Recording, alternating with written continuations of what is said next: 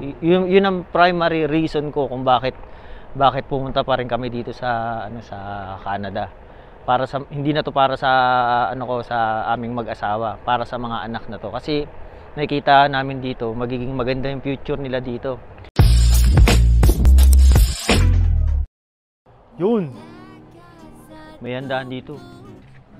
May pabigas si Tito Jake. Birthday ng aking landlord, si Papa Bear. Napakabait niyang landlord na yan. Lagi may pakain. Tingnan mo. May palitsyon pa. Ha? Ayan sila Tito Jake, mga kasama ko sa mga tropa yan, mga tropa. Labas muna ako, Papa Bear, ha? Balik ako mamaya. Gagawa lang ako ng video. Nasa si Dante. Gusto ko mag-collab eh. Talaga naman si Dante, oh. Si Master of Master nandito sa loob. Hindi man lang ako kinita eh. Para makapag-collab. Subscribe kayo dun ha kay Mr. DJ on TV ha. Subscribe kayo dun ha. Kung gusto nyong malaman yung mga yung mga tungkol. Salamat. Shoutout. Shoutout.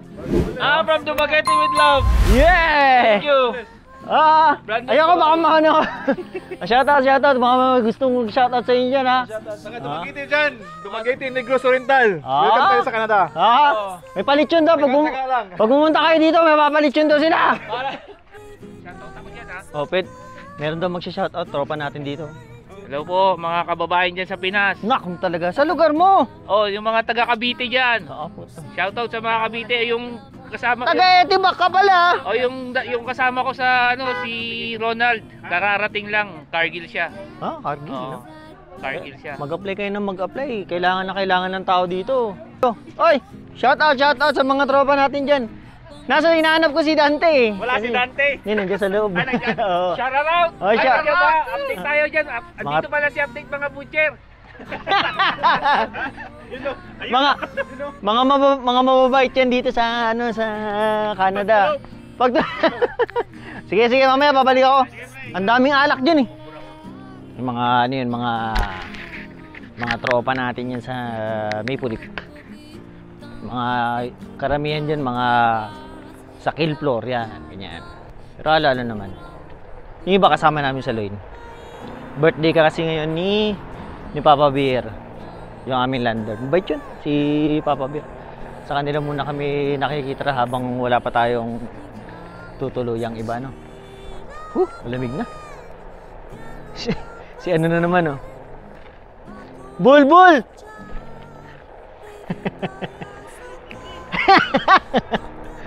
Nakita ko na naman. Gala-gala eh.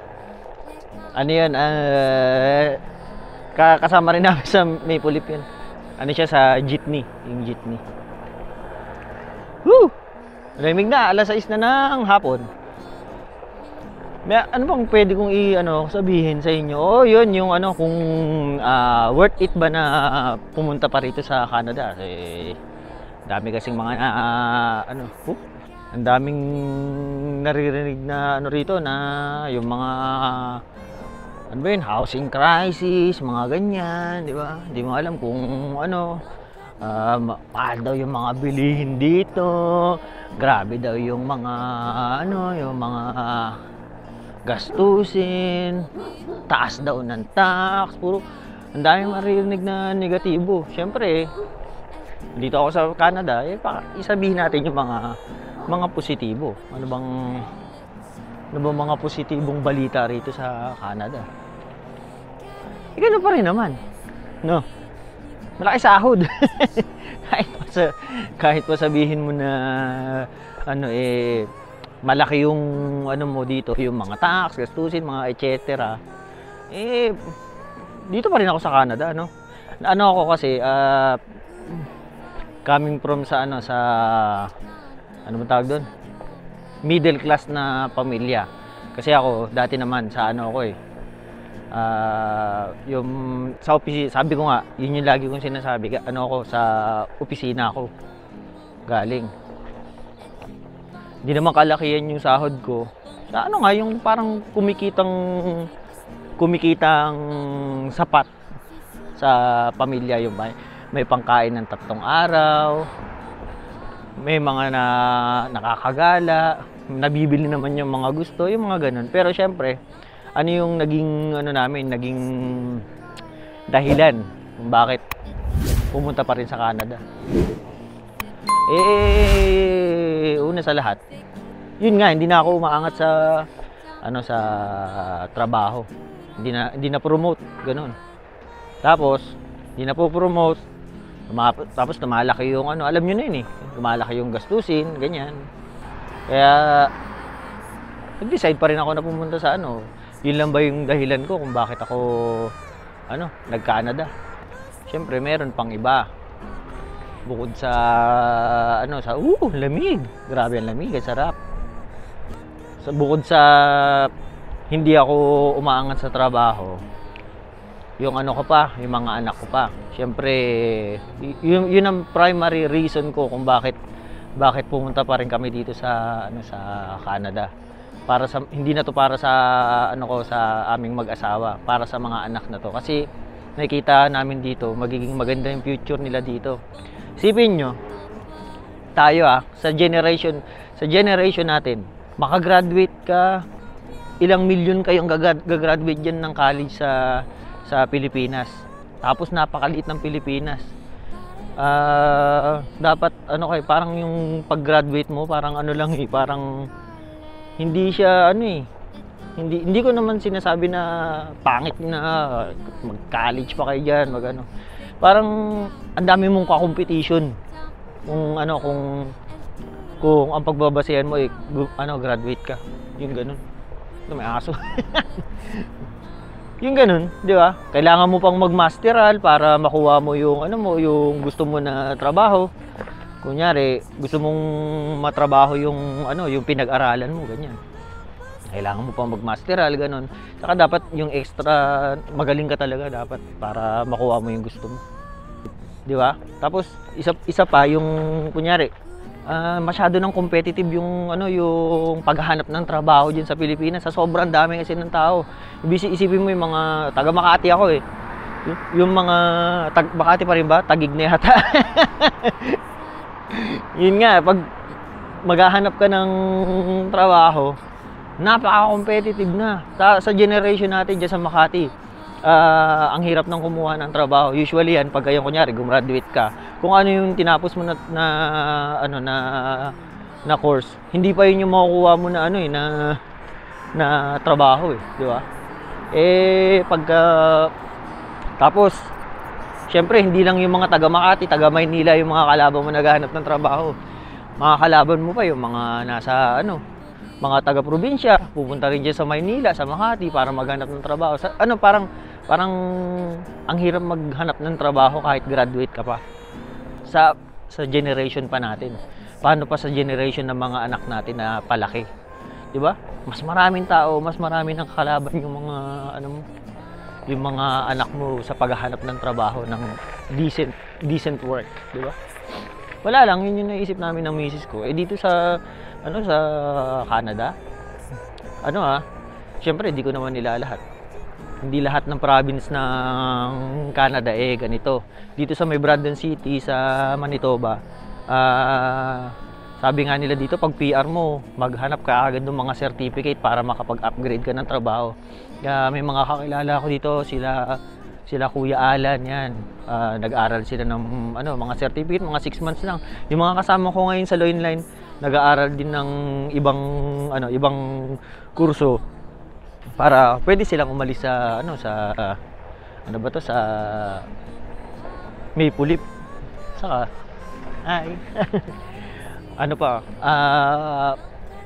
syempre, para makapag-upgrade ka rin ng trabaho mo, tumaas yung sahod mo, ganun. Mas madaling maghanap ng trabaho dito sa totoo lang. Ito lang sa sa experience ko dito sa sa Brandon City. Kasi may maririnig kayo ng mga balita diyan dito sa labas ng Manitoba. Mahirap maghanap ng trabaho. Lalo na syempre, ang usapan noon nasa mga malalaking cities like sa Vancouver, sa Toronto, mahirap talaga maghanap ng trabaho ron. Dito sa sabi nga nila, sa Manitoba, kung hindi ka maarte sa trabaho, hindi ka maarte sa mga gagawin, madaling makahanap ng trabaho rito. Kita niyo dahon, ang ganda. Puro dilaw na, no? Yun lang yung ano ko, yung pananaw ko tungkol sa kung worth it pa ba na umalis sa Pilipinas, no? Para sa mga anak nyo, para sa future ng mga anak nyo. Tingin ko ito opinion ko lang. Mas magandang magpalaki ng ano rito ng mga anak, no? Saka dito, nga pala, kunyari, middle class sa Pilipinas kasi pagka middle class ka, hindi ka talaga yayaman sa Pilipinas kung middle class. Low class, anong tawag doon? Sa mga nasa yung mababa papunta sa middle class. Walang pag-angat sa buhay. Ang mga yumayaman lang sa Pilipinas, yung mga mayayaman din. Yun yung katotohanan. Ilunukin na natin na yun talaga ang katotohanan. Pero dito sa Canada, kaya mong kami, ordinaryong trabaho lang. Ako nga, pagbubutcher lang. Mga kasama ko, si Marlon D. Di ba? Madali lang bumili ng mga gamit, ganyan. Tingnan mo si Marlon D. May binabayarang malaking sasakyan, merong inuupahan na bahay. Kaya pa rin, kahit di pa nagtatrabaho si Bel, tapos merong isang maliit na anak. Isipin mo yun, sa trabaho niya pa lang, tinanong ko kasi siya sabi ko kasi mga ilang linggo na sila Bel dito Ano pre, kumusta naman yung yung gastusin, yung kaya ba sa sinasahod namin kasi pareho ko si Marlon ng trabaho sa sinasahod niya, kaya bang suportahan yung family of 3 kasi asawa niya sa kayang anak niya. Sabi niya kayang-kaya naman, hindi pa siya todo mag-overtime yan. Merong sasakyan, may bahay na binabayaran. Kaya ayun, kaya naman. Saka dito, isipin mo yun. Sahod niya pa lang yun. Ngayon, kung magtatrabaho man si Bel, sana mapupunta ngayon yung sasahurin ni Bel, kahit minimum pa yan. Ang minimum na rito is $15 sana mapupunta yun, pang-ipon na, pang-extra na nila, di ba? Ganun yung thinking dito na kung paano yung mga kitaan, ganyan, mga budget sa sa pamumuhay, cost of living, ganyan. Kayang-kaya naman. Kasi bala ko nga pagkapunta ng misis ko rito, relax. Kasi shoutout sa aking asawa, buong buhay niya nagtatrabaho na kasi siya. Parang gusto kong ipa-experience sa kanya, pagdating niya rito, relax lang, bantayan mo yung mga bata, diyan ka lang muna sa bahay, mag-relax. Hindi yung pagpunta rito, magtatrabaho ka agad, parang lumipat ka pa ng lugar, tapos mai stress ka lang din sa buhay, magtatrabaho ka lang din pala agad. Kaya hindi ko minamadali yung pamilya ko na pumunta rito. Gusto ko yung ready na kami para sa pagpunta dito, no? Kung ano na naman sinasabi ko mabilis ang video lang, naisip ko lang. Mamaya babalik na ako dun at makiki-shot na tayo. Shot puno. Pero saka iniikot ko lang yung lugar. Ganda na, tingnan mo. Di ba? Ganda ng lugar. Lubos-lubosin nyo na kasi mamaya niyan, na naman, winter na naman. Pang! Yung mga nanghihingi sa akin ng CV, ng IELTS, ganun pa rin. No? Gamitin nyo naman yung pinamimigay ko para hindi masayang. Yun effective naman yung CV na yun. Kaya nga nire-recommend ako Yun yung nakapagpapunta sa akin dito sa Canada yung sa yun Tapos ang susunod ko pala na video, yung mga agencies na ng POEA, yung list, nasa list ng POEA na mga trusted na agencies na nagpapapunta rito sa Canada, no? Yun yung next natin para makapag-apply na kayo, no? Sabi nga ni Tado, if there's a will, there's a way. In Tagalog, kapag may gulong, may daan. Sundan nyo rin ako sa aking TikTok. Lumalaki na yung mga followers ko sa TikTok. Saka yung aking FB page, Brandon Boy, no? Sige na, yun lang muna. Like, share, subscribe ha. Yung mga ganun, alam nyo na yun eh. Sige na, paalam.